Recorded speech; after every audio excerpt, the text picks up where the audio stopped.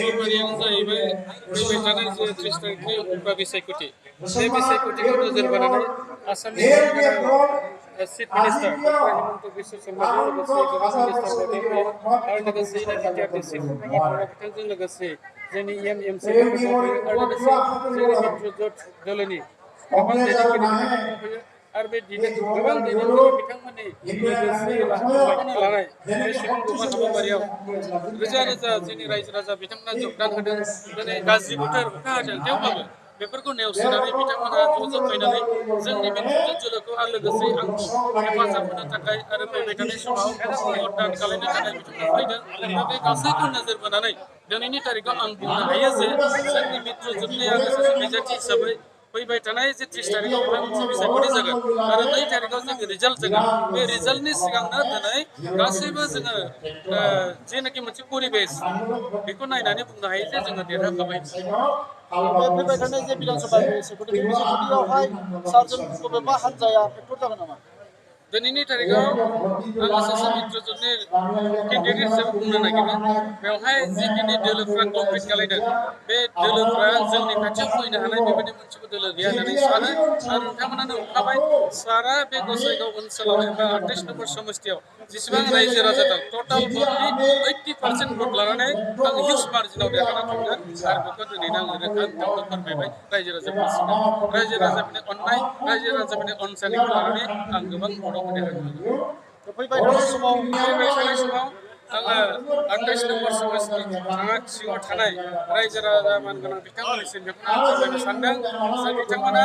आंखौ जेरैबायदि देरहालांनायाव बिथांमोना सुजुग खालामनानै होगोन दा बेनिखायनो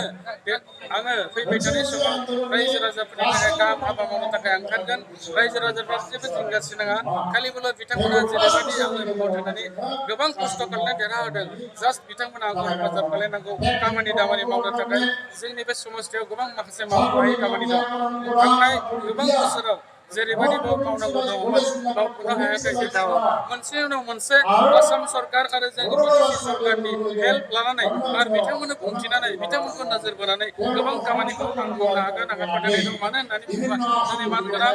डक्टर हिमन्त बिश्व शर्मा साराबो अलरेडि बुंबाय जे बे समस्तिनि जेसेबां जेंनाफोर दङ बिभिन्न जाथि गोष्ठीनि जे जेंनाफोर दङ बेखौ थाबैनो सुस्रांनाय जागोन आरो बे 5 बोसोर थानाय समावनो जों बेखौ गासिबो सुस्रांनो थाखाय बेबस्था लादों गतिके आं जे खामानि मावनो हागोन बेवहाय आंहा 100% मोनसे फोथायनाय दं সম্মানীয় এই লোমগটো উঠি নামা নাম করে আৰু আমাৰ বিটিআৰৰ চিফ প্ৰভাৰ বড়ো ডাঙৰীয়াৰ নেতৃত্বত মোৰ হৈ ইয়াত ডাঙৰ এটা কেম্পেইনিং প্ৰগ্ৰাম কৰিছে আৰু ৰাইজে মানে সঁহাৰি জনাইছে আজি হেমেকা বতৰ হোৱাৰ স্বত্তেও বৰষুণ হোৱাৰ স্বত্তেও আহি পেলাই ৰাইজে যেনেকৈ সঁহাৰি জনাইছে মই ভাবোঁ এনেকুৱা মানে সঁহাৰি আমি কেতিয়াও পোৱা নাছিলোঁ আজি পাবলৈ সক্ষম হৈছোঁ গতিকে এই 28 নম্বৰ সমষ্টিত মিত্ৰজোঁটৰ এজন প্ৰাৰ্থী হিচাপে মোক ৰখিব পৰা তেনেকুৱা দল আজিৰ তাৰিখত নাই বুলি মই ভাবোঁ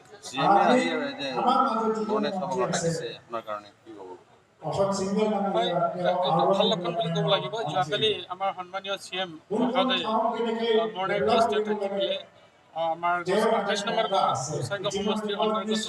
যিমানবোৰ দল সংগঠন আছে আৰু বিভিন্ন দল সংগঠনৰ চেণ্ট্ৰেল কমিটিৰ নেতাবিলাকে নিজৰ যিবোৰ সমস্যা আছে এই সমস্যাবোৰক দাঙি ধৰিছে আৰু এই গোটেই সমস্যাবোৰক লৈ কিনে সমস্যা সমাধানৰ কাৰণে আমাৰ সন্মানীয় মুখ্যমন্ত্ৰী ডাঙৰীয়াই প্ৰতিশ্ৰুতি দিছে অকল প্ৰতিশ্ৰুতি নহয় কিন্তু হাতে কামে লাগি যাব গতিকে প্ৰত্যেকে সন্তুষ্ট হৈ গৈছে গতিকে মই ভাবোঁ বিভিন্ন জাতি গোষ্ঠীৰ দল সংগঠনৰ লগতে ৰাইজে য'ত ওলাই আহিছে এই ক্ষেত্ৰত মই ভাবোঁ এইবাৰৰ ইলেকশ্যনত আমি 80% ভোট পাই পেলাই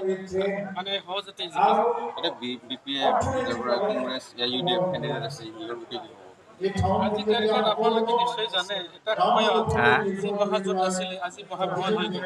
এই মহাভ্ৰমণ হোৱাৰ কাৰণে ইহঁতৰ আজি একগোট হোৱাৰ কাৰণে কি হ'ল ইহঁতৰ মাজত যিখিনি ভোট আছে গতিকে মোৰ এটা আইডিয়া আছে